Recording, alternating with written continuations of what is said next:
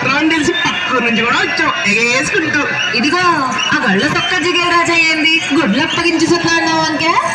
ఏదో ఎత్తామని జిగేలరా నువ్వెందయ్యా పూల సొక్క ఓ మీద మీద కొత్తున్నావా? ఇదిగో ఎవ్వరు తోసుకోకండి, అందరి దగ్గరికి నేనే వస్తా, అందరు అడిగింది ఇచ్చే పోతా. అది